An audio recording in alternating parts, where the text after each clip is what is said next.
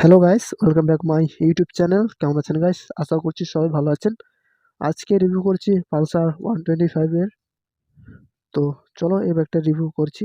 এর কিছু ভালো দিক আছে, কিছু খারাপ দিক আছে, সেগুলো তোমাদের সাথে শেয়ার করছি। তো প্রথম যে ভালো দিকটা আছে সেটা হচ্ছে এর ডিজাইনটা, যেটার জন্য একে বিক্রি করা হয় বা যেটার জন্য সবাই কেনে এই বাইকটাতে, সেটা হচ্ছে এর ডিজাইনটা অনেক পুরাতন হলেও তবু এর ফ্যান ফলোয়িং অনেক বেশি, ভালো সেল হয়। আর ২ নম্বরের ভালো দিক হচ্ছে এটার ইঞ্জিনটা খুবই ভালো, খুবই স্মুথ। আপনি এখানে টপ স্পিড ১১৭ মতন পেয়ে যাবেন। ১৭-১৮ এরকম টপ স্পিড পেয়ে যাবেন। কোনো ধরনের ভাইব্রেশন নেই। আরেকটা ভালো দিক আছে, সেটা হচ্ছে কিক দিয়েছে। এখনকার অনেকে বাইকে কিক উঠিয়ে ফেলছে, কিন্তু এই বাইকে কিক দিয়েছে। আর আরও যদি ভালো দিকের কথা বলা যায় তো এর সিটটা আপনি এখানে কাটা সিটও নিতে পারেন বা সিঙ্গেল সিটও নিতে পারেন। যদি আপনি সম্পূর্ণ আপনার ফ্যামিলিকে প্রায়োরিটি দেন, তো তাহলে তার জন্য আপনি সিঙ্গেল সিটটা নিতে পারেন।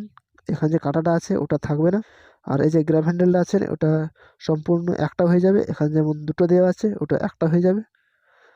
আর আরও যদি ভালো দিকের কথা বলা হয় তো এর মিটারটা খুবই ভালো। আগে যেমন ছিল সেমি ডিজিটাল, কিছুটা ডিজিটাল ছিল, কিছুটা অ্যানালগে ছিল।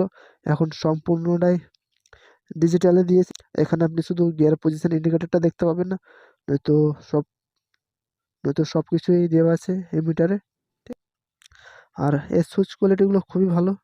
এখানে আপনি হাই বিম, লো বিম, পাসিং সুইচ সব কিছু আপনি এখানে পেয়ে যাবেন। আর এখানে আপনার যে এম বটনটা দিয়েছে এটা হচ্ছে এ বাইকে ব্লুটুথ দেওয়া হয়েছে, ওটাকে কন্ট্রোল করার জন্য, মানে ব্লুটুথটাকে কন্ট্রোল করার জন্য এখানে মধ্যে এই বটনটা দেওয়া হয়েছে, ঠিক আছে।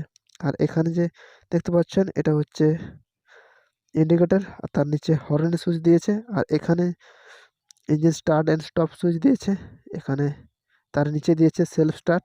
আর এই যে সুইচটা দেখতে পাচ্ছ এটা ফোন ইন্ডিকেটরের সুইচ লাগানো হয়েছে, যেহেতু এটা ফোর ইন্ডিকেটরের ব্যাগটা আসেনি, কোম্পানি থেকে একে ফোর ইন্ডিকেটর দেওয়া হয়নি, তো তার জন্য এই বাইককে আলাদা করে সুইচ দিয়ে ফোর ইন্ডিকেটরটা লাগানো হয়েছে, ঠিক আছে। আর একটা ভালো দিক হচ্ছে এটা যে ফুয়েল ট্যাঙ্কটা, এটা আপনি 15 লিটারের পেয়ে যাবেন। একবার ট্যাঙ্কি ফুল করলে এখন দেখতে পাবেন অনেক দিনই চলবে। আর এর ভালো দিক আরেকটা ভালো দিক হচ্ছে এর গিয়ারবক্সটা খুবই ভালো, খুবই স্মুথ, কোনো সমস্যা নেই। আপনি আপ শিফট করেন বা ডাউন শিফট করেন, কোনো ধরনের প্রবলেম হবে না, ঠিক আছে? এবারে যদি এর নেগেটিভের দিকের কথা বলা হয় তো প্রথম যে আমার কাছে নেগেটিভটা লেগেছে সেটা হচ্ছে এই যে সাসপেনশনটা দেখতে পাচ্ছেন, সামনে যে সাসপেনশনটা এটা খুবই পাতলা দিয়েছে। ব্যাগটা যে হারে মাস্কুলার ওই রকম সাসপেনশনটা দেওয়া হয়নি, একটু পাতলা দিয়েছে। তার জন্য আমাকে একটু খারাপ লেগেছে এখানটায়। আর একটা খারাপ দিক হচ্ছে এই বাইকের ব্রেক, পিছন দিকের ব্রেক, সামনের ব্রেকটা খুবই ভালো, সামনের ব্রেকে কোনো সমস্যা নেই, কিন্তু পিছন দিকে যে ব্রেকটা খুবই খারাপ। আপনি এতটা ব্রেক মারবেন, ঠিক আছে, এতটা ব্রেক মারবেন তবু বাইক যতটা আপনি এক্সপেক্ট করবেন ততটা ব্রেক কাজ করে না, তার থেকে অনেক কম কাজ করে। এটা একটা খারাপ দিক এই বাইকের।